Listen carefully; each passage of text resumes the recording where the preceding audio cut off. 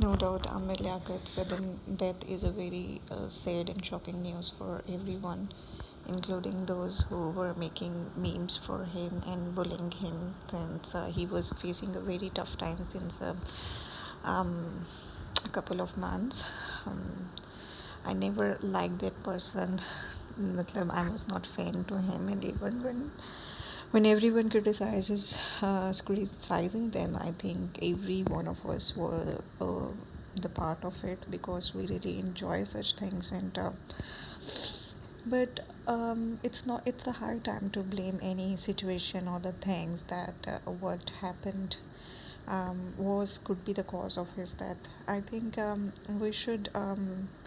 we should consider one thing, that it's the qadar of Allah. जब जिसकी मौत जिस वक्त मुकर्रर पर जब जैसे लिखी है वैसे ही आनी है, अगर किसी को किसी डिप्रेशन या एंग्जाइटी या किसी स्ट्रेस या उस वजह से हार्ट अटैक भी आता है, तो अल्लाह ताला ने वो वक्त और वो टाइम और वो दिन उसकी डेथ के लिए मुकर्रर किया होता है, तो वो उसको उसी तरह से आनी होती है. इसको कॉन्सिक्वेंस नहीं कर सकते आप उनकी सिचुएशंस को ब्लेम नहीं कर सकते.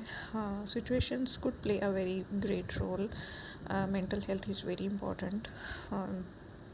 लेकिन एक अच्छा भला इंसान जो उनसे किसी कार एक्सीडेंट में उसकी डेथ हो गई है, तो उसको तो अब वो उसका जो से उसकी मौत उस तरह से लिखी हुई थी तो उस तरह से हो गई थी. हाँ, अगर इस सिचुएशन में अगर वो जो सा है अपने हालात और अपने इन्वायरमेंट और चीज़ों से डिप्रेस होके कोई सुसाइड करता है, तो दैट इज़ द रीज़न कि वो जो सा है वो अपने साथ जो सा है वो गलती करता है. लेकिन उसमें भी अगर आप बहुत ज़्यादा अल्लाह ताला के हर काम में कि कोई पत्ता भी नहीं हिल सकता, अल्लाह ताला की मर्ज़ी के बगैर आप सांस भी नहीं ले सकते, आप हिल भी नहीं सकते, आप सोच भी नहीं सकते.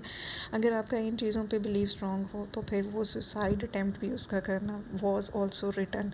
लोहे महफूज में हर चीज़ जो सी है ना वो लिख दी हुई है कि किसने क्या कब कैसे और किस तरह से करना है. तो ठीक है, ये बहुत एक डिस्टर्बिंग है, लेकिन उसके बजाय इसके कि उस पर आप बैठ के पहले उस पर मीम्स बनती रही हैं, उसको उसके गलत एक्ट्स पर क्रिटिसाइज़ करते रहे हैं, उसको हेटेड कमेंट्स करते रहे हैं, उसको हेट करते रहे हैं. वो जब मर गया तो उसके लिए आप जो सा है वो सब अफसोस कर रहे हैं. तो उससे बेहतर ये है कि उसकी मग़फ़िरत के लिए दुआ की जाए, क्योंकि हम सब गुनाहगार हैं और मरना सब ने है, अपने वक्त मुकर्रर पे मरना है. बस अल्लाह ताला जो सा है आगे की मंजिलें उसके लिए आसान करे, और उसको जो सा है किसी एक इंसान के दिल के अंदर अगर अल्लाह ताला ने फरमाया है कि एक राई के दाने के बराबर भी ईमान या मोहब्बत है उसके अल्लाह और उसके रसूल से, तो अल्लाह ताला उसको भी बख्श देगा. उस ईमान पे भी उसकी बख्शिश हो सकती है. तो बस अल्लाह ताला उसकी बख्शिश करे, उसके आने वाले जो उनसे है मामलात उसमें आसानी करे. सिचुएशंस को अब बैठ के सोचना और उसको एक नेशनल टॉपिक बना कर उस पर टाइम वेस्ट करने से बेहतर है कि आप उसके लिए एक सिंसियर दुआ कर दें कि अल्लाह ताला उसके लिए आसानियाँ, उस पर अफसोस करने से बेहतर है कि उसके लिए एक सिंसियर दुआ कर दी जाए कि अल्लाह ताला उसके लिए आगे आसानियाँ पैदा फरमाएँ. और मतलब इतनी यूज़लेस कौम है, इतनी यूज़लेस इनके पास टाइम है, इतना मतलब है कि बस टॉपिक्स चाहिए, टॉपिक्स मिल जाते हैं तो उस पर बैठ कर जो सी है ना अपना ही दिमाग चला रहे होते हैं. जो ज़रूरी चीज़ें हैं उनकी तरफ फोकस करना चाहिए और उनकी तरफ ध्यान देना चाहिए.